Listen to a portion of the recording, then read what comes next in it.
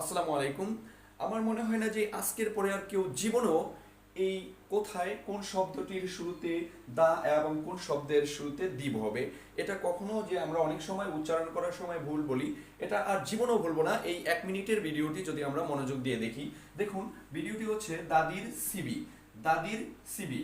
তাহলে এই যে কনসোনেন্টের পূর্বে হচ্ছে দা এবং ভাওয়েলের পূর্বে হচ্ছে দি। তাহলে আসুন আমরা একটু প্র্যাকটিস করি, যেমন ম্যান, প্যান, ফ্যান, ডগ। যেহেতু প্রত্যেকটা শব্দই হচ্ছে কনসোনেন্ট, সুতরাং এর পূর্বে হবে the. The man, the pen, the fan, the dog. অপরদিকে এ, ইউ, এ সবগুলোই হচ্ছে কি আমার ভাওয়েল। অবশ্যই আমরা জানি যে ভাওয়েলের পূর্বে হয় দি। তাহলে দি অ্যাপল, দি আমব্রেলা, দি অ্যান্ট।